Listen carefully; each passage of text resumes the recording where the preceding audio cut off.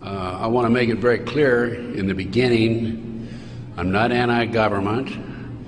I don't believe in terrorism.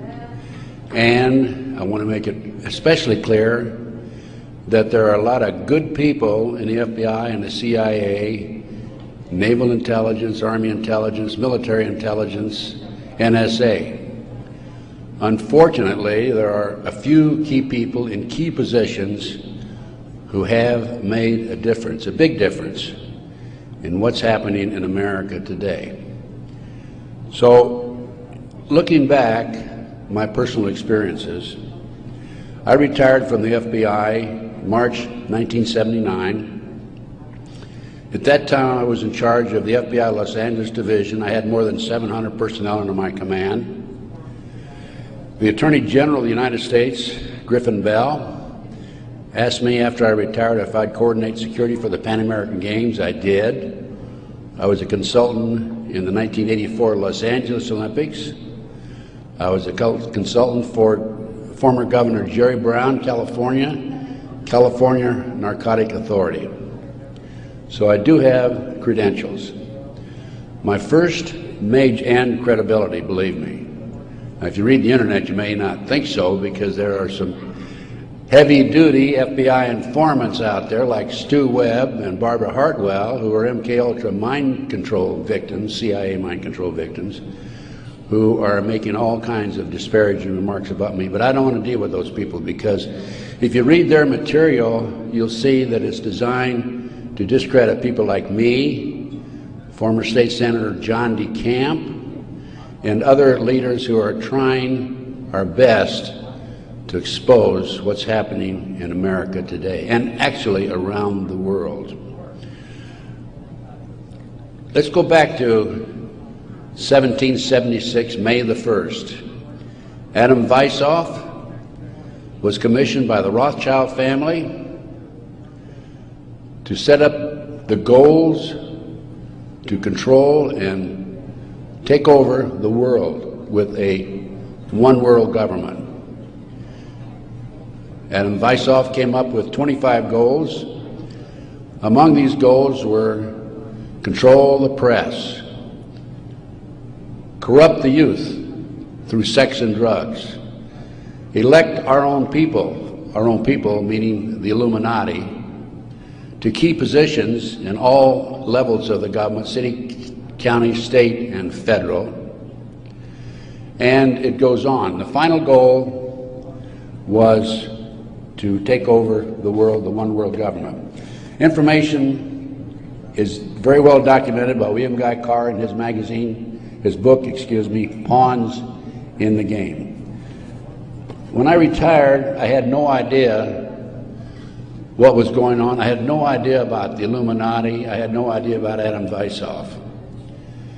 However, my first major investigation when I returned from Puerto Rico was a Dr. Jeffrey R. McDonald case. He's a former Green Beret doctor who was convicted of murdering his wife and 2 children at Fort Bragg, February 17, 1970.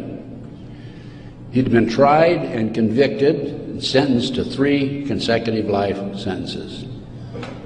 I was asked by the defense team to investigate the case because they claimed that Dr. McDonald was innocent. I said I would, but if I learned that he murdered his wife and 2 children, I would discontinue my investigation, no longer become involved. I want you to know I'm still working for Dr. McDonald. He is an innocent man. Now, once I became involved in the case, I had to read everything, and I learned that evidence was lost, evidence was stolen, evidence was altered. An FBI agent, Paul Stombaugh, lied before the grand jury. And most important of all, Colette, the wife, had skin where she had fought off the assailants under her fingernails. That skin was handed over to William F. Ivory, the chief investigator for the Army, and it has disappeared. 10 months into the case, October 25, 1980, I through a series of circumstances, I don't have time to go into the details now, obtained a signed confession from one Helena Stokely. I had 3 sessions with her, 10 days each, total of 30 days. Helena told me that Dr. McDonald did not commit those crimes, that they were committed by her satanic cult group. And I said to myself, what's this all about? I don't know anything about Satanism. I read about it in the Bible, of course, and that's about it. But as I delved into the case, I learned that drugs from Southeast Asia were being flown into the United States to various military bases in plastic bags in the bodies of the dead GIs. I further learned from Helena that her satanic cult group was involved in distributing these drugs up and down the East Coast. They were mad at Dr. McDonald because he was abusive to the cult members and the GIs who went to the civilian hospital where he was moonlighting for relief of some sort. So they went in and attacked him that night. There were a total of 7 involved in the crime. She named them all for me. Right now, today, I know where some of them are located. But to further check and document this, I went to the UCLA library, and I found out, in fact, in the Time magazine, January 1, 1973, there was an article about bringing drugs in plastic bags in the body cavities of dead GIs. There was no question in my mind Helena was telling the truth. I gave her a polygraph test and she passed. I had her examined by a psychiatrist and she passed. And as a matter of fact, the government themselves had given her a polygraph examination early in their investigation before I entered the case. And Byzantine, the Army polygraph operator, said that she thought that she was telling the truth. She thought she was there that night. Now, the most recent series of events in the McDonald case, now I'm telling you a little bit about the McDonald case because that's what woke me up as to what was going on. It was after that I started researching and went back and found out about the Illuminati.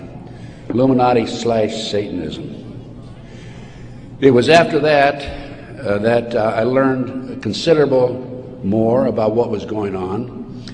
And the most recent information, Dr. McDonald, who's been in the penitentiary for some 25 or 26 years now, appeared before a parole board just 2 days ago, his first that he's ever appeared before a parole board. And the reason he had never appeared before is because, in his opinion, had he appeared before, it would be an admission of guilt.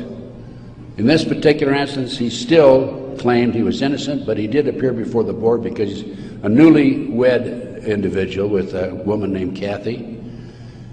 And of course, if you read the papers in the last 2 days, his parole was turned down, and the parole board made him eligible for another hearing in 15 years. This poor man not only lost his wife and 2 children, he has served 25 years in the penitentiary and another 15 years to go. He's 61 years old. I am still working the case. What are the latest developments on the case? In 1997, the judge, federal judge, agreed to do DNA tests.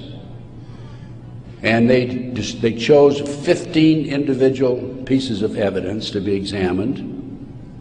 However, the judge said that when you open the evidence envelopes, only the prosecutor can be present. Well, they opened the evidence envelopes. The prosecutor did. How many do you think were empty? 5. 5 evidence envelopes were empty. The skin under Colette's fingernails would have established Dr. McDonald's innocence alone. Now we have DNA authorized in 1997. Here we are in 2005. They still have not completed the DNA test. From the McDonald case, the next case I worked of a major consequence was the McMartin preschool case in Manhattan Beach, California. The children there claimed There were tunnels under the school. They were taken into the tunnels and through the tunnels up into the trap door of a bathroom in a triplex next door, placed in automobiles, and prostituted in the community. These are 2, 3, and 4-year-old children before they entered kindergarten. In addition, the children claimed that they were flown into the mountains where they were involved with adults in robes, black robes, chanting, candles. They talked about the brown babies who were cut up, actually sacrificed. And in checking into this and researching this, of course, this was obviously a satanic ceremony. The McMartin family, who owned the preschool, they were tried of Ray Bucky and his grandmother. The grandmother was acquitted, hung jury on Ray Bucky. The second trial, another hung jury. I had an opportunity in 1990 to gain control of the school. Now, the school had been given to Danny Davis, the defense attorney, and he had sold it, even though he made $15 million on the case, by the way. He had sold it to a contractor who was going to tear it down. When I learned this, I contacted the contractor. I said, I want to be given an opportunity to go on that school and look for the tunnels. The authorities had looked for them in 1987. They said they could find no tunnels. Along with some of the parents, we hired Dr. Gary Stickle, UCLA archaeologist. He hired his crew and brought them in. And in 34 days, Dr. Stickle said there had been tunnels under that school. They were covered up, and they were covered in. An informant of mine told me that there was an abandoned satanic site in Crestline, California, up in the mountains. I went up into the mountains and obtained photographs, of the site. I have a lecture that I give where these pictures are available. It's called Gunderson Chronicles number 2. It's a 4-hour lecture that I gave in Kansas City a number of years ago, which shows this abandoned site and also pictures from the McMartin Tunnel school dig. From there, I became involved in another case, very frightening case, because I established, with the help of people like John DeCamp, former state senator in Nebraska, that we have in this country today a covert military criminal enterprise, government enterprise, primarily by U.S. military intelligence, that is operating full throttle, and everybody refuses to investigate it. In the Nebraska case, it's called the Franklin Cover-Up. This is the book here that John DeCamp wrote, by the way. It's all documented in there. And in that particular instance, they were taking children out of foster homes, orphanages, Boys Town, driving them from Omaha, Nebraska to Sioux City, Iowa, 184 miles away, placing them in private jets and flying them to Washington, D.C. for sex orgies with prominent people, including congressmen, senators, and certain people in the White House. It's well documented. I have personally talked to Paul Benassi. I had a 5-hour interview with him. It's a tape that's available. I don't have it with me here, but you can order it. I have a 5-hour interview with Paul that he gave me in 1993. Paul told me how he was used.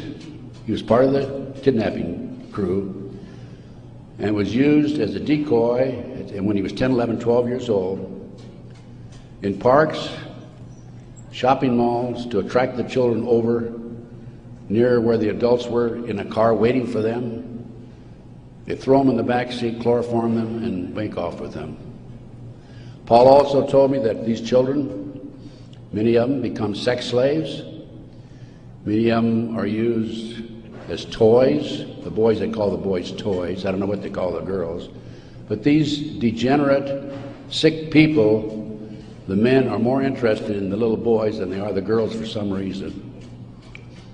But it's all well documented. Paul drew the inside living quarters of the White House.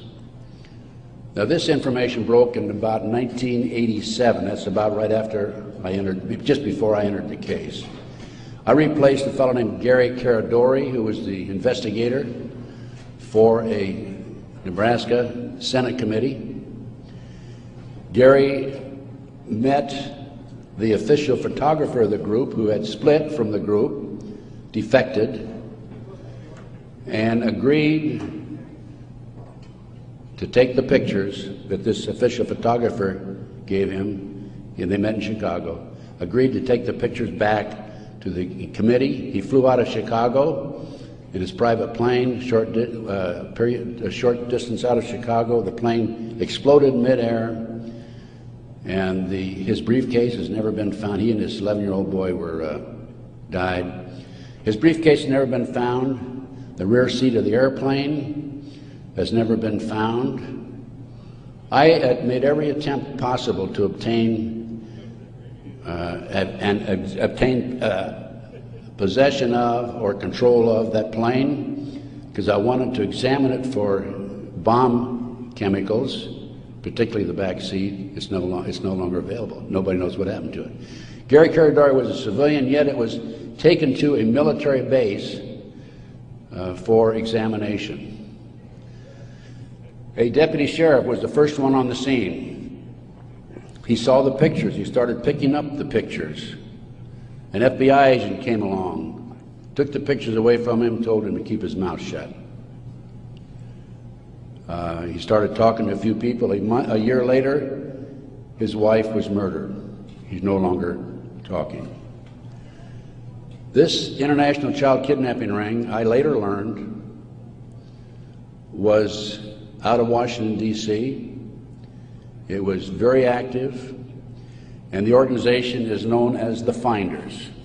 And I have a report on the Finders back there. Everything I'm telling you is documented, by the way. The Finders has been established and operating throughout the 1960s up to the present time. It was exposed in 1987. They moved their operation to Wichita, Kansas, and they're operating right today in Wichita, Kansas. I have taken my report to the FBI a half a dozen times, demanded an investigation, and I have yet to be interviewed. So we have the Finders, we have the Franklin cover-up, which documents what I'm telling you. We have the pawns in the game. Pawns in the game is the Illuminati. This is the Illuminati/satanic movement in this country today.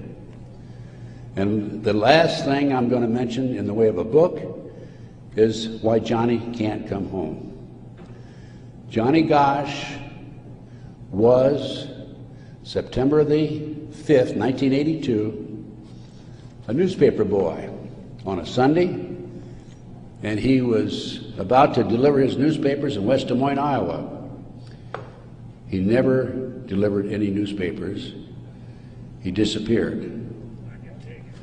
The mother, Noreen Gosch, was dumbfounded, didn't know what happened, demanded an investigation of the FBI and by the West Des Moines Police Department. The chief of police in West Des Moines said to her, even though he's disappeared, we do not have any witnesses who saw him being grabbed and placed in a car or being taken control of. So we're not going to investigate it. The FBI used the same premise. They refused to investigate it.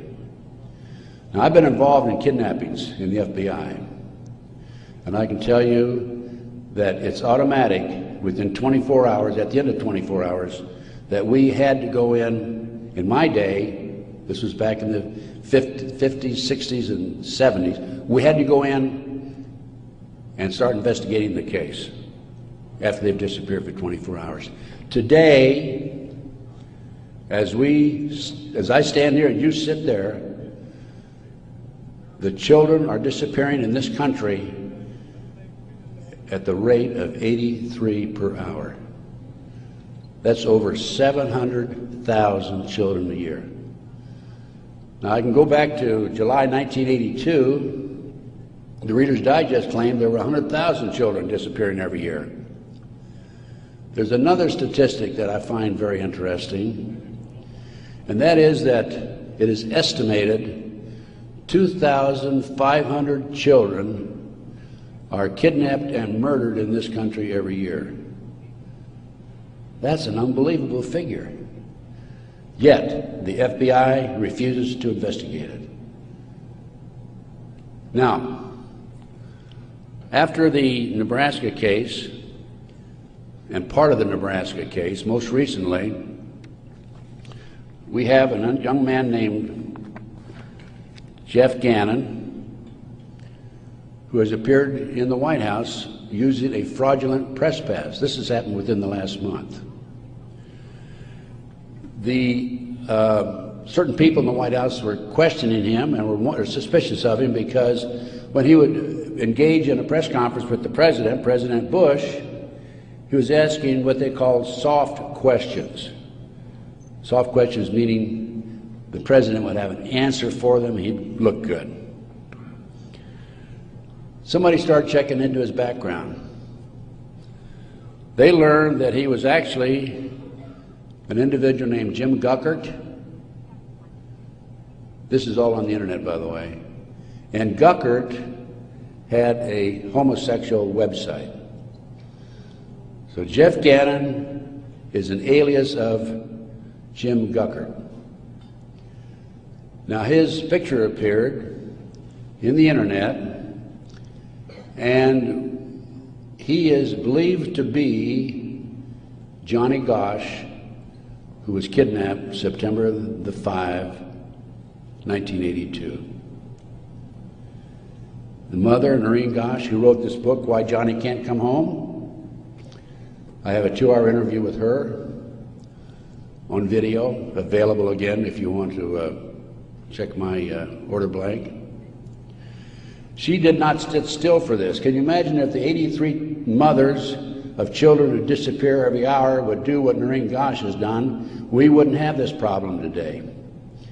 She went to the FBI, demanded an investigation. They refused to investigate. The police refused to investigate because the case tied into the Franklin cover-up. Some of our top politicians in the country, leading businessmen, Harold Anderson was identified by the children, past publisher of the Omaha World Herald. The head of the Nebraska Forestry Service was identified by these children. There 80 children came forward in this Nebraska case. And it goes, as I said, right up to the White House.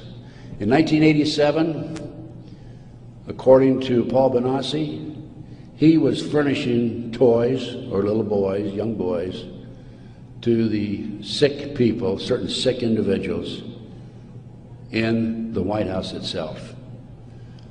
I have the names of some of these people.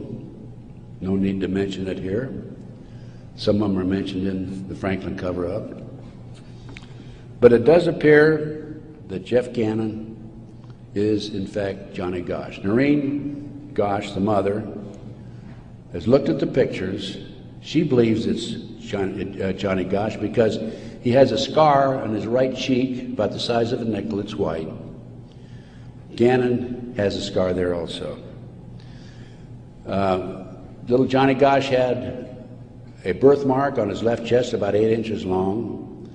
From looking at pictures of Jeff Gannon on the internet, it appears that he had a birthmark at one time, and there's been an attempt to erase it.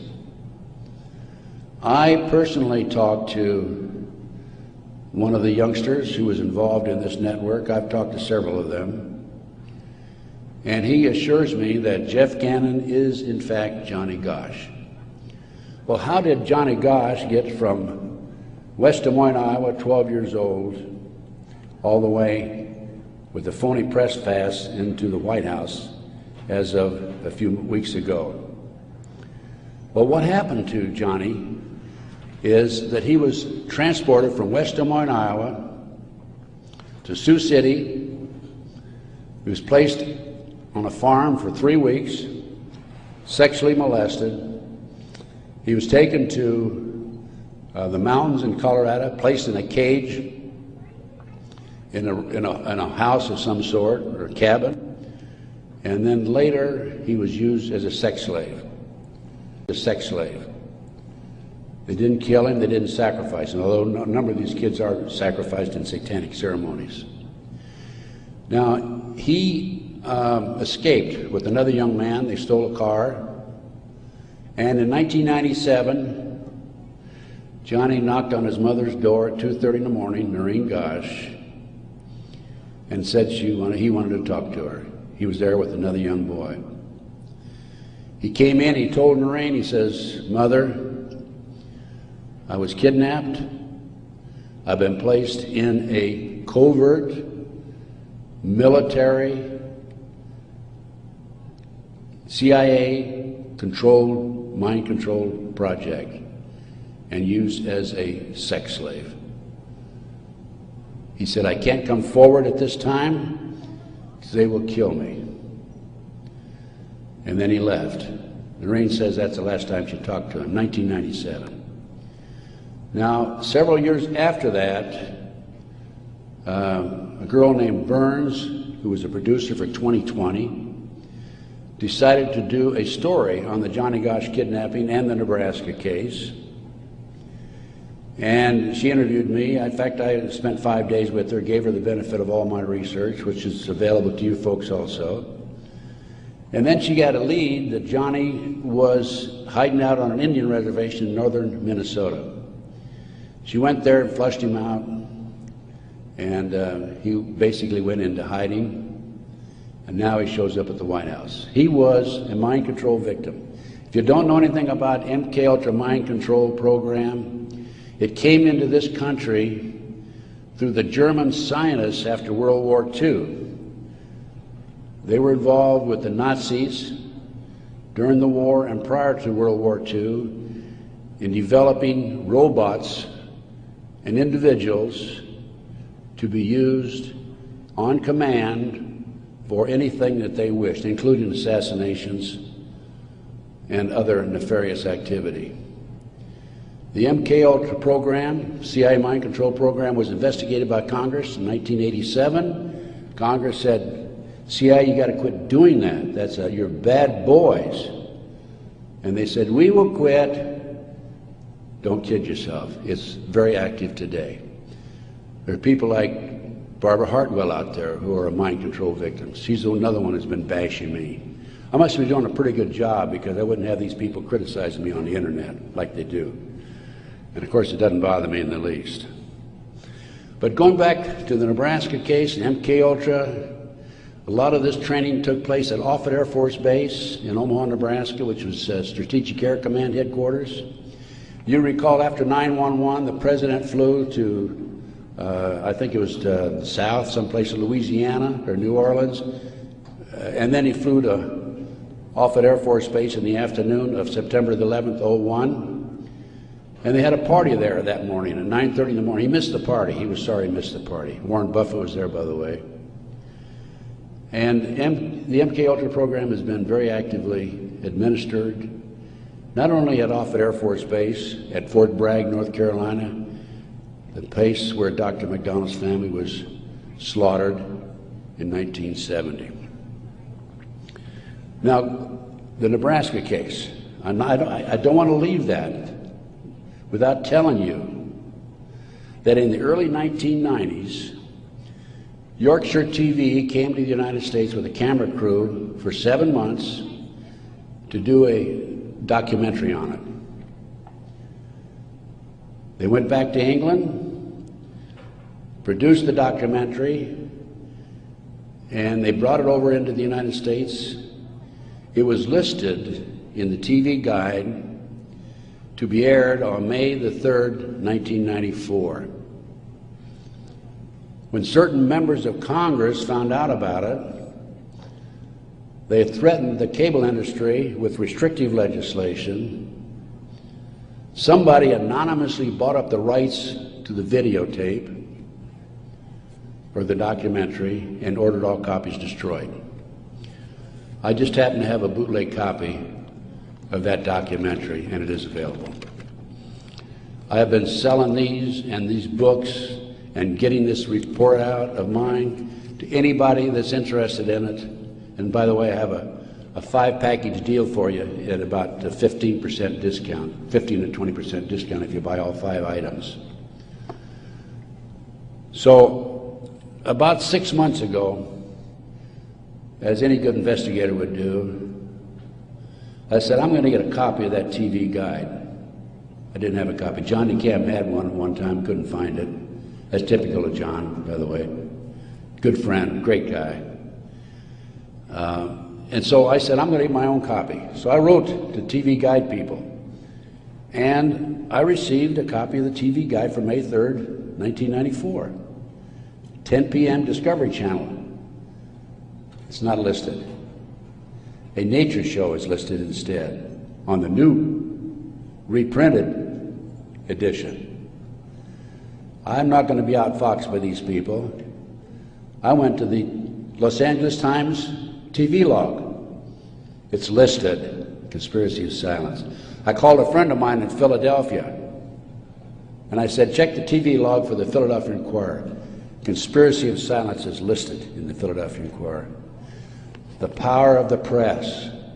They changed and reprinted the whole TV guide. It never has been shown publicly in the United States, and I doubt if it ever will be shown publicly. But as I said, it is available to you. Now, that's not the end of the story for me, because I am continuously probing, continuously working, continuously talking to various sources and putting it on paper and documenting and getting the word out. This is the direction that we have to go. Americans, for the most part, are oblivious to what's really going on behind the scenes. One of the things that, in addition to the McDonald case, that got me thinking was the Jack Kennedy assassination. So I checked into that, and by the way, I used to be in charge of the FBI in Dallas, and also I was in charge in Los Angeles after Dallas. So in checking into the Jack Kennedy assassination, I learned, no question about it, that it was a joint hit by the CIA and the Chicago mob. Sam Giancana, head of the La Cosa Nostra in Chicago, 3 days before he was to testify before Congress, was shot and killed, murdered. This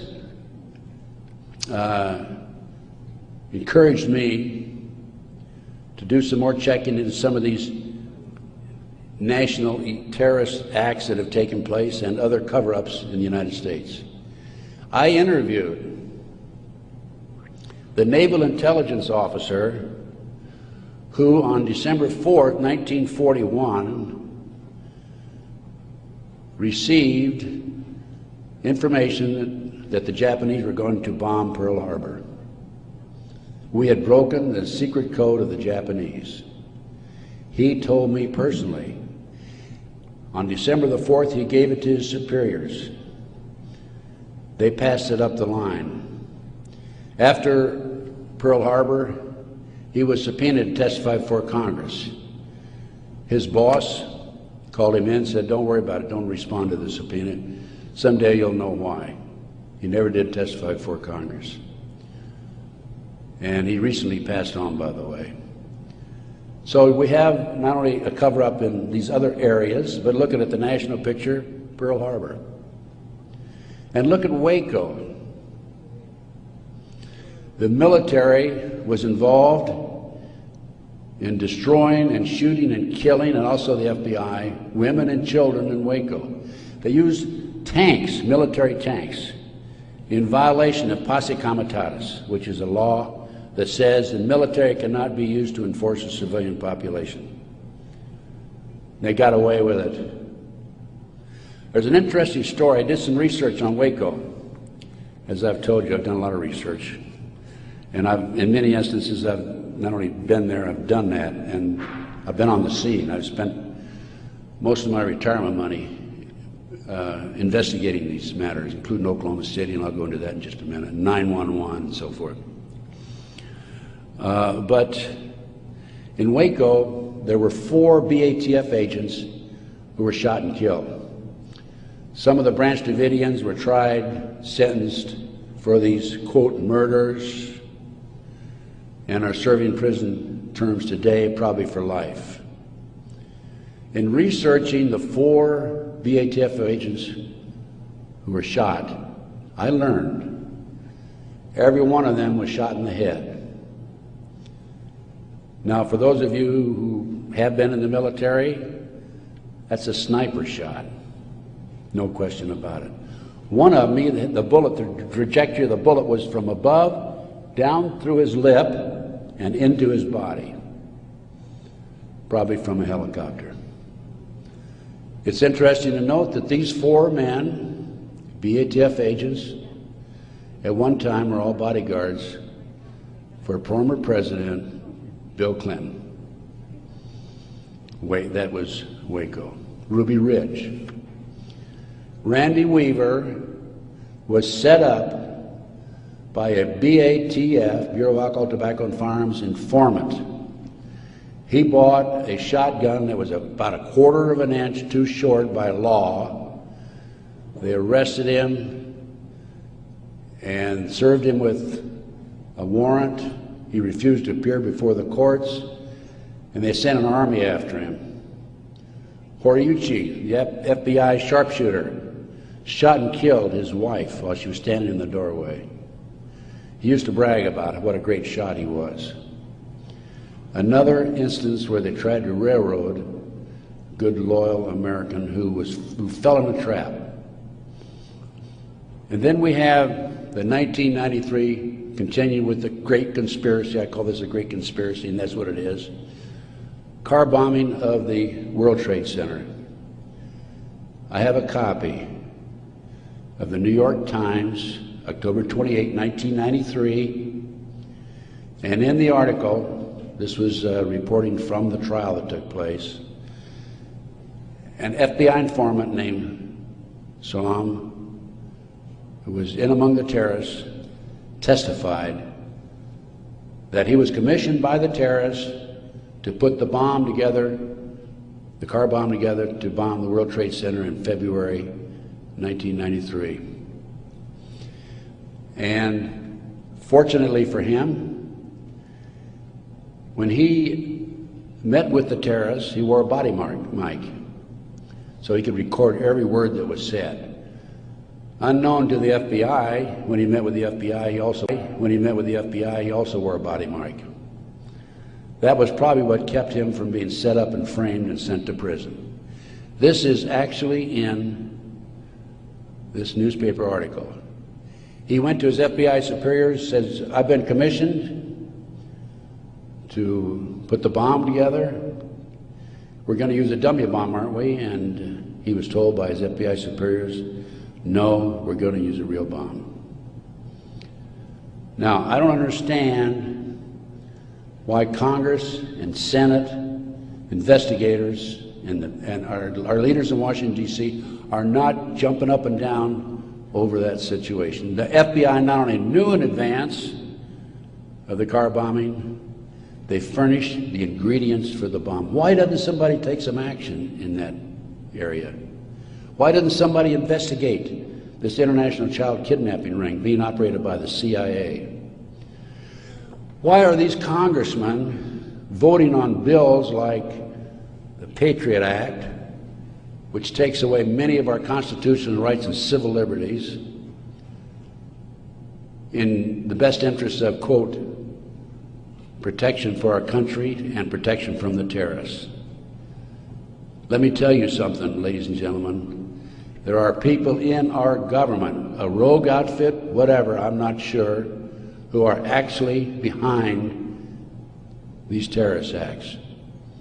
And the reason they're behind the terrorist acts is so they can pass bills like the Patriot Act And the reason the congressmen and the senators vote for these stupid bills, stupid by our terms and our definition, is because many of them have been set up and framed through sex and drugs.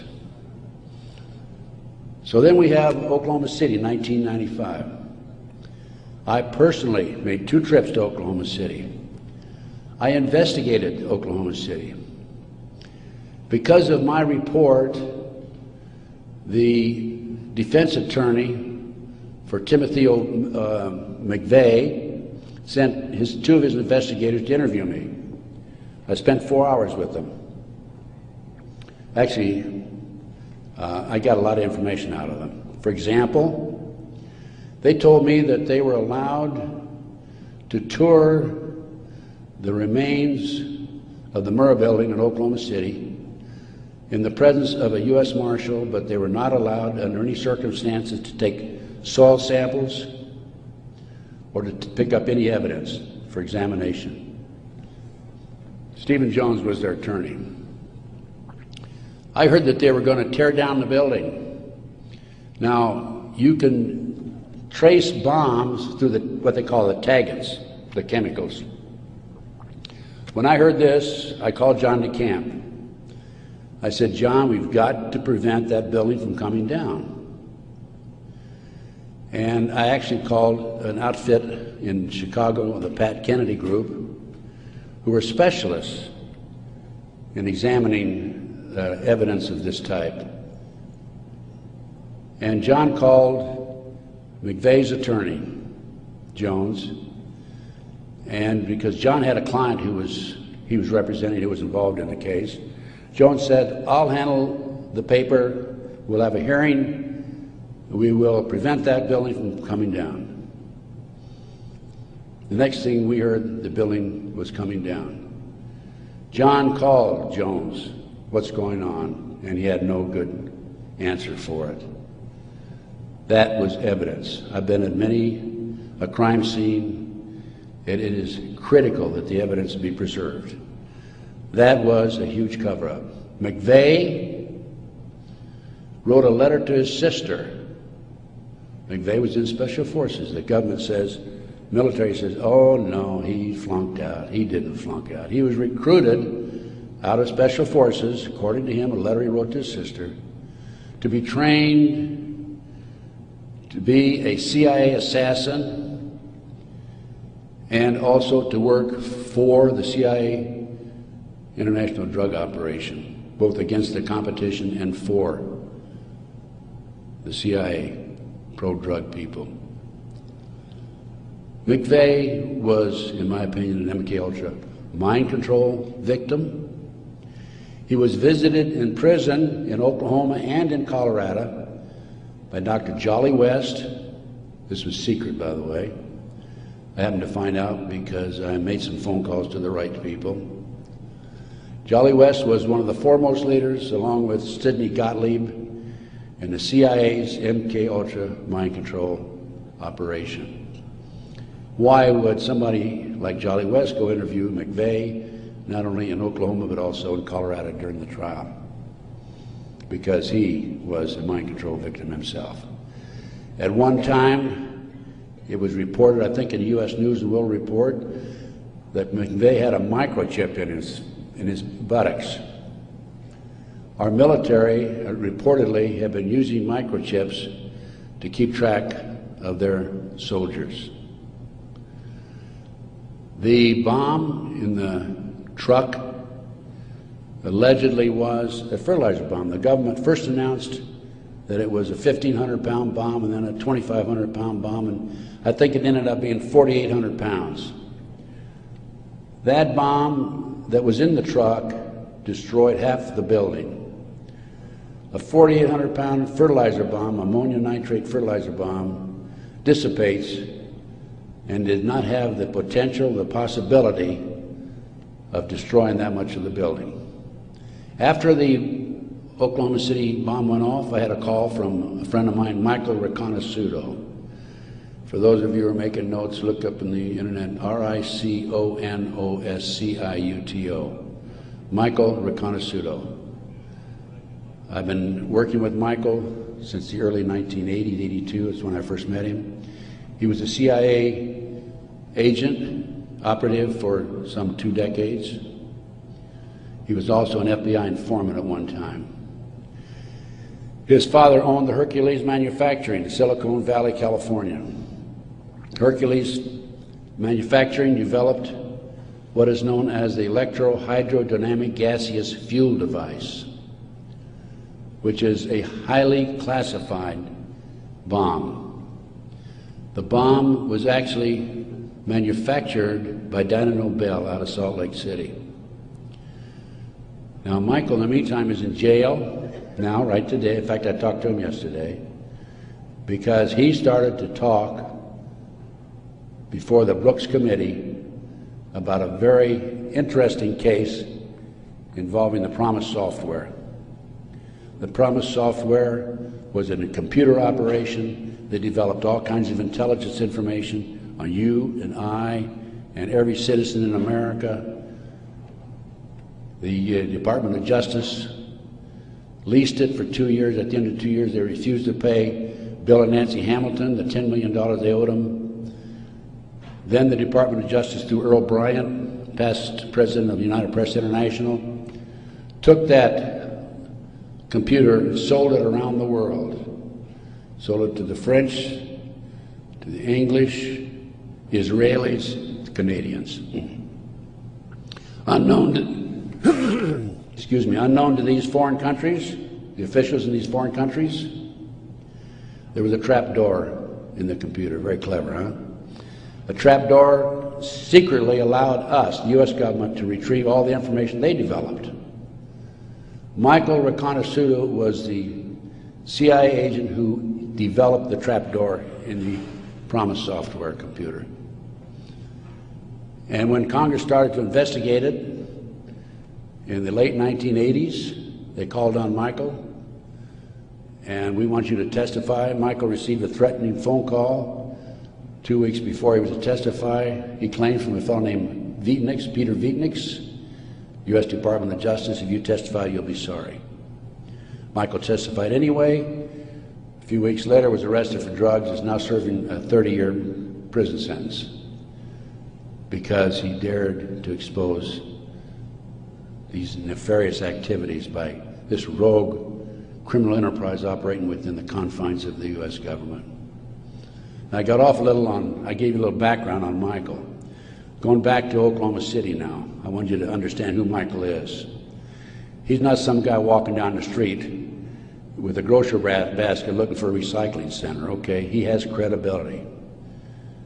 Now, Michael called me right after the Oklahoma City bomb went off, and he said, Ted, he called from prison, by the way, that's my bomb, meaning that Hercules developed it. That was not an ammonium nitrate bomb. Now, when that bomb was tested in 1982, I happened to be with a group of intelligence agents in Palm Springs waiting for the results of that test. It was tested in Area 51. It was underestimated because the power, it was so powerful that 2 of the technicians died. They underestimated the strength of it. This, I'll call it a barometric bomb. This barometric bomb, according to Michael, was what was in the car, not a fertilizer bomb. I have an Oklahoma City report on that. So what did I do as an investigator? Well, I went to the Pickaninny Arsenal in New Jersey, and I gave him the contract number, which I obtained through a science magazine. One of my associates actually did the research on that. And I gave the Picatinny Arsenal the contract number. This is public, available to the public, by the way.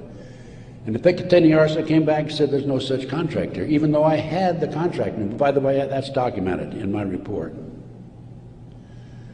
And I went to Dyna Nobel, who I knew manufactured it, and they didn't even bother to respond. It's interesting to note that a Dyna Nobel expert witness testified at the grand jury when they indicted McVeigh.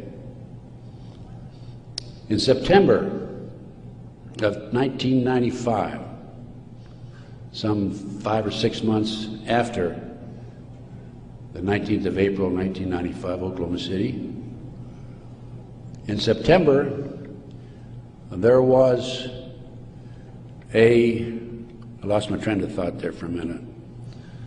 Oh, there was an article in Fireman's Magazine. It was written by the editor of Fireman's Magazine. The information was obtained from the Oklahoma City Fire Department. And in that article, again, that's in my report, in that article, it states that 4 unexploded devices were taken out of the building. When people were in the building after the bombing, dying, they discontinued the rescue efforts for some 5 hours while they carried out a bunch of government files, men in blue suits of some sort, sweatsuits. So what I'm telling you is, Oklahoma City was perpetrated by certainly people other than McVeigh and Nichols, and now Roger Moore, if you read the paper recently, the gun dealer who claims that he was robbed of his guns in Arkansas and that money was used to finance the Oklahoma City bombing. Roger Moore has been accused by Terry Nichols of being involved in it. Roger Moore denies it. Roger Moore, at the time of the Oklahoma City bombing, was an FBI informant. I had an inside investigator in Oklahoma City tell me that there were at least 11 other individuals involved in Oklahoma City. Okay, that brings us up. We've gone through Pearl Harbor, Waco, Ruby Ridge, car bombing 93, Oklahoma City 95. That brings us up to 9/11. As I said, Michael's in prison. I'm his, quote, investigator of record, which means I'm like an attorney. I should have access to him on a regular basis. I represent this man. For a year prior to 9/11, actually a year and a half, I tried to get in and see Michael. He was in prison in northern Pennsylvania. I was in the Philadelphia area. The Bureau of Prisons would not allow me to see him. I finally was able to talk to Michael in January 2003. I flew to the East Coast, spent 3 days with him. Michael told me that he had developed information from among his contacts in advance of 9/11 that they were going involved in using missiles, airplane missiles, and they were going involved in skyjackings. They were training Arab terrorists, and also he knew the identity of the person in the United States, an Arab who lived in Paterson, New Jersey, who was the leader of terrorist activity by the Arabs in this country. Now, Michael had this information because, you're saying, how could Michael develop this information being in prison? Because I met with Osama bin Laden, along with Michael, and along with the State Department representative in the spring of 1986. At that time, I was contacted by former top Ronnie Reagan official who said, can we help the Afghan rebels? They were our friends then. And I called Michael, I said, what do you think? And he said, let's meet. So there was a fourth fellow there. We didn't know at the time it was Osama bin Laden. Has actually used the name Tim Osman, traveling under Turkish passport. But because of Michael, I passed the ball to him. I just arranged for the meeting and went on. But Michael traveled all over the world putting this package together to furnish the Afghan rebels with the surface-to-air missiles that defeated the Soviets, really, shot down their helicopters. As a result of this, Michael developed sources inside the Arab world. And that's how Michael knew in advance about 9/11. Michael told the FBI on March the 20th, 2001, about this plan to use skyjack airplanes and use them as missiles. He also furnished to the FBI one of his sources, one of his confidential sources inside the Arab group. The FBI interviewed him, threatened him with prosecution, and deported him. That man, along with his family, have disappeared. We think that they're dead. The FBI refused, absolutely refused to look into this situation. More shocking is that Michael had the names of the people who were obtaining the false names of the people, the Arabs who were obtaining false passports. Had their names. He had the source who could furnish him that information. He told FBI agent Keith Kutry, March 20th, 2001, excuse me. He told Kutry, he says, I'll give you these names, the name of this person who is coordinating the whole project for the Arabs, providing I be given immunity and he be given immunity. Mr. Kutry, in spite of the fact he was armed with this information 6 months prior to 9/11, came back 2 days after 9/11 on the 13th and saw Michael in prison again. Accused Michael of being anti-government, anti-FBI, being a publicity seeker, and so forth, being disloyal. And so Michael, of course, didn't have much to say after that. Michael's still in prison, as I said. But we had this information, the FBI had this information, did nothing with it. Kutry admitted on September the 13th, admitted that the FBI did nothing with it.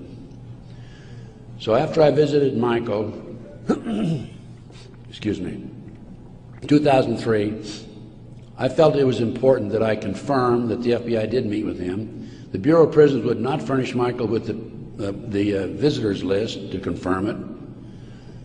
And so I started writing letters to the FBI through Senator George Allen. Oh, thank you. Thank you. And to confirm that he did in fact meet with them, I wanted to document it. I also asked for the identity of the other agent who was with Agent Kutry. And I had a terrible time. It took me a year and a half writing letters to the FBI to get them to admit that they'd interviewed Michael on March the 20th, 2001. I finally did have that information. That information is available again in one of my reports, my terrorism report that I have in the bag. So that basically brings me up to the present time. I think my time is up. But I feel compelled, as a former FBI agent, I had all this training, and I feel compelled to do everything I can to educate as many fellow Americans as I can as to what's going on behind the scenes. We have been operated and orchestrated primarily by U.S. military intelligence, covert criminal enterprise involving the FBI and the CIA, active in this country today. It's being covered up right from the beginning. They're using FBI informants to set up and frame people. By the way, they tried to frame me on a drug deal back in 1984, and it didn't work. The girl that they used to try to frame me contacted me, said, I need to meet with you. We met, she told me the whole story. I took a signed statement from her. Her name is Pam Fawcett. And I said to Pam, Pam, you're working for these people, the DEA and the FBI, in Modesto, by the way. She was making phone calls to me. I said, you're working with these people trying to set me up. Why have you, and of course, in the phone calls, she kept saying, trying to get me to make admissions that had knowledge of a felony, and I wouldn't. I said, I don't have any knowledge of that. Or was involved in a felony, actually. I said, Pam, look, you were working with these people for 6 months. They gave you $2,000. You had the run of the FBI office. You had your own coffee cup. Why did you come to me and tell me this now? And I'd helped her, give her a little advice about her 14-year-old son. in the interim, you know, talking back and forth as any individual would do who might be able to help.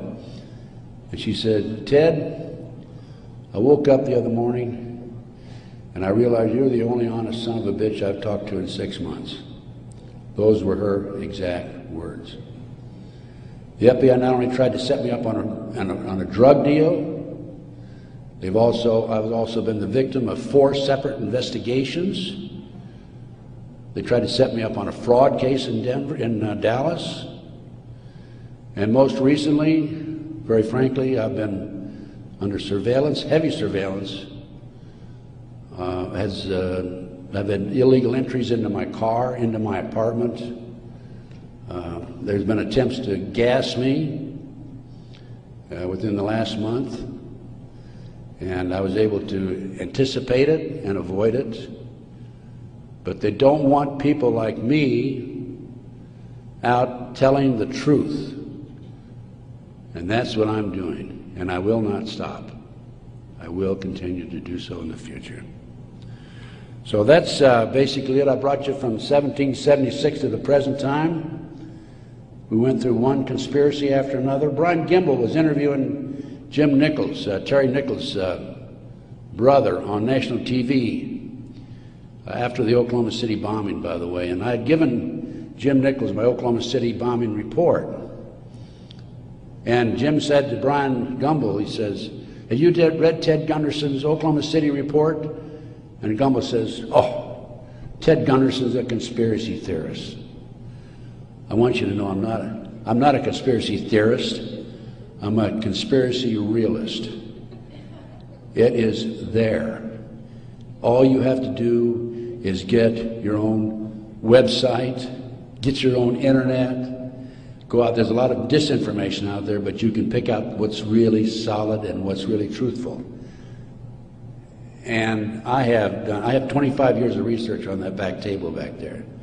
And if you buy any of my reports or this videotape or any of my material, I want you to make a promise that you will make copies and distribute it far and wide. We need to wake up America. Right now, let me emphasize again, I'm not anti-American. I don't believe in violence. I believe in change through legal means. But we need to wake up an apathetic, sleeping society that is active in America today. And this not only ties into MK Ultra, CIA, it ties into Satanism. There are approximately 4 million practicing Satanists in America today involved in the Nebraska case. And I can go on about satanic cults for another hour, but I think my time is almost up. I might mention that, speaking of Satanism, there are between 50 and 60,000 human sacrifices, according to 3 different sources, in this country every year. The satanic cults operate secretly. The satanic cults are, along with our covert criminal enterprise within the government, a serious threat to our society. And I thank you very much.